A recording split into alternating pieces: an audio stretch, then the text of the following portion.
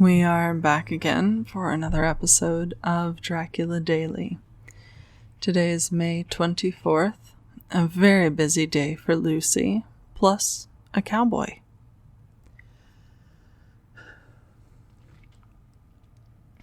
Letter, Lucy Westenra to Mina Murray, 24 May. My dearest Mina, thanks and thanks and thanks again for your sweet letter. It was so nice to be able to tell you and to have your sympathy. My dear, it never rains, but it pours. How true the old proverbs are.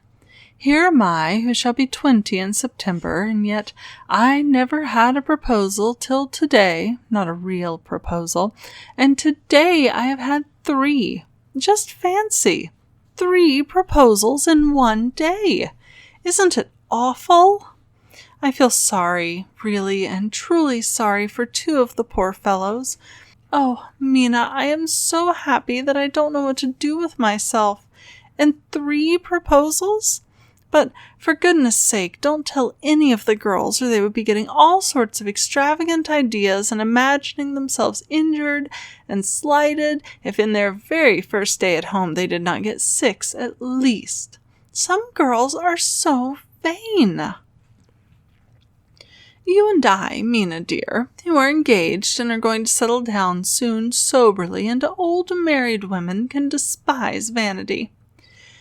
Well, I must tell you about the 3, but you must keep it a secret, dear, from everyone.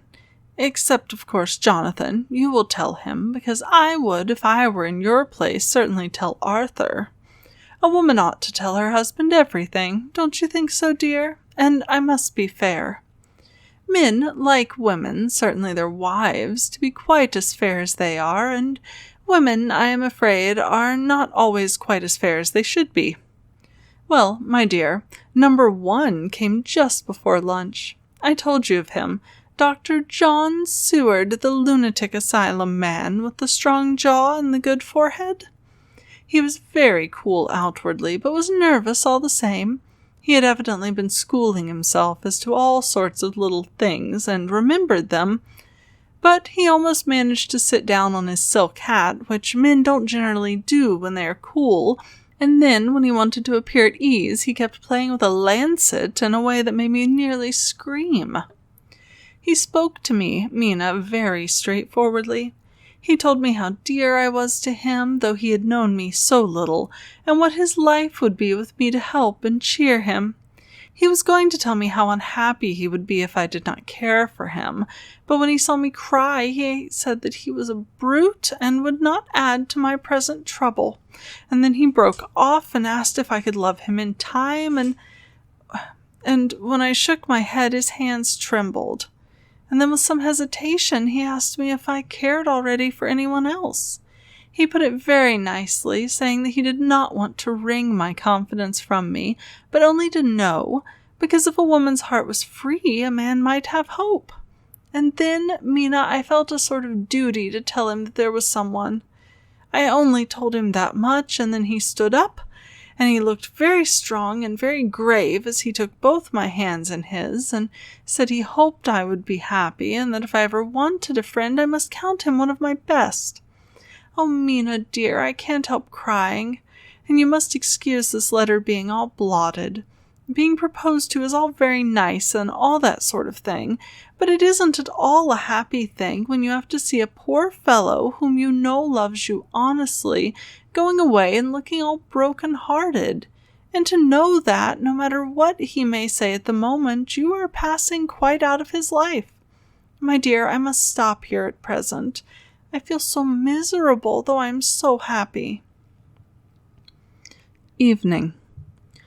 Arthur has just gone, and I feel in better spirits than when I left off, so I can go on telling you about the day. Well, my dear, number 2 came after lunch. He is such a nice fellow, an American from Texas, and he looks so young and so fresh that it seems almost impossible that he has been to so many places and has had such adventures.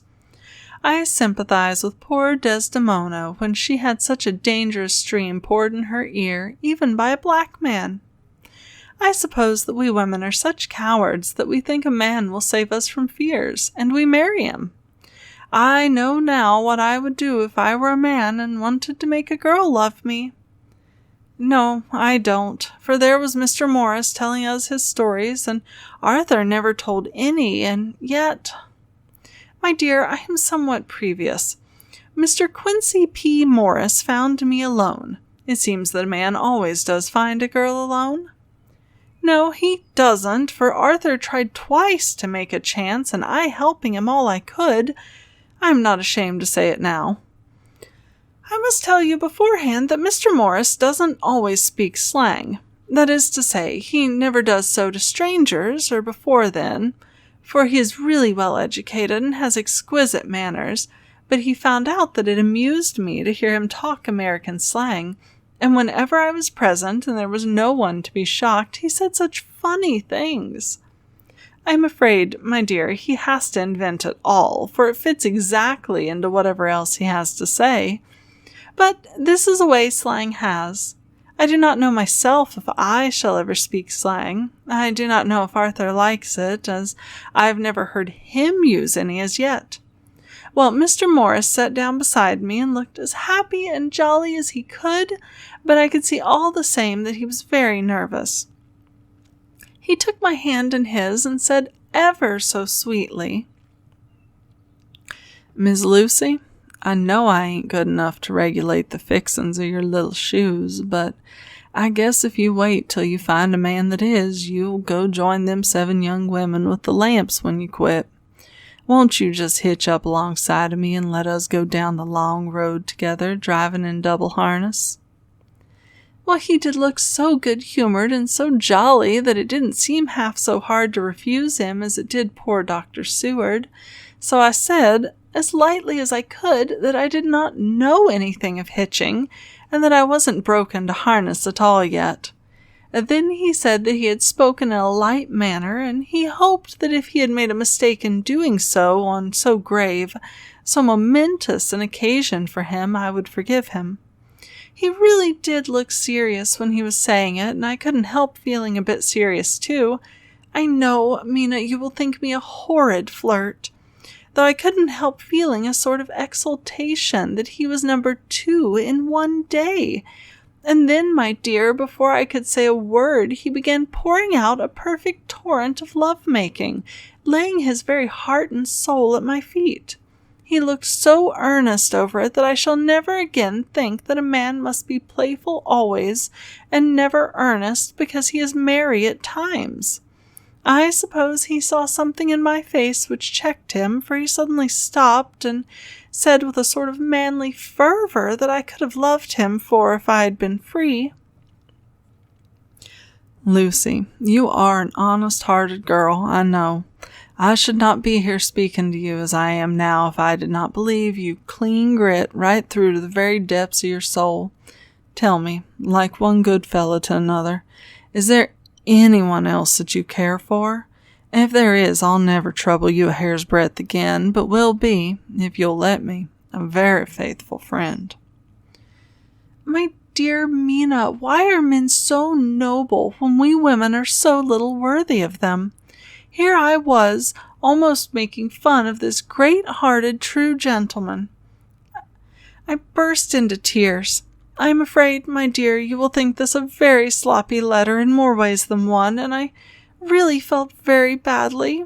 Why can't they let a girl marry 3 men, or as many as want her, and save all this trouble? But this is heresy, and I must not say it. I am glad to say that though I was crying, I was able to look into Mr. Morris's brave eyes, and I told him out straight. Yes, there is someone I love, though he has not told me yet that he even loves me. I was right to speak to him so frankly, for quite a light came into his face, and he put out both his hands and took mine. I think I put them into his, and said in a hearty way, "That's my brave girl. It's better worth being late for a chance of winning you than being in time for any other girl in the world. Don't cry, my dear. If it's for me, I'm a hard nut to crack, and I take it standing up. If that other fella doesn't know his happiness, well, he better look for it soon or he'll have to deal with me. Look, girl, your honesty and pluck have made me a friend, and that's rarer than a lover. Is more unselfish anyhow.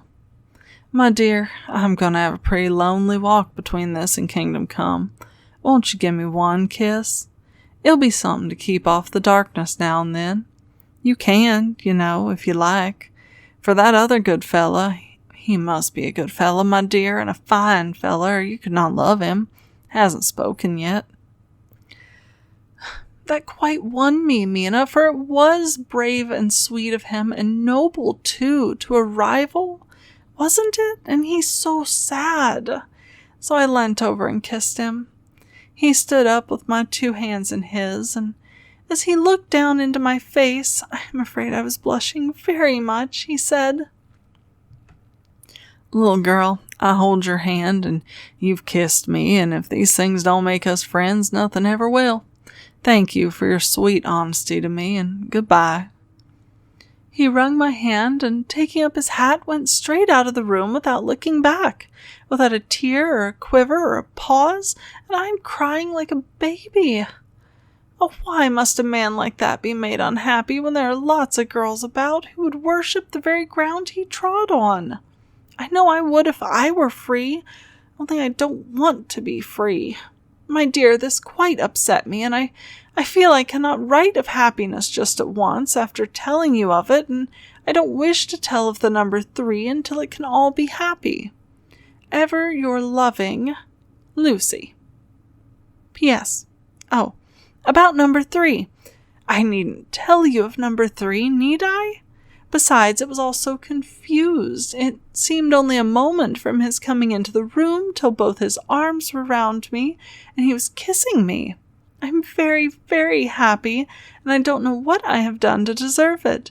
I must only try in the future to show that I am not ungrateful to God for all his goodness to me in sending me such a lover, such a husband, and such a friend.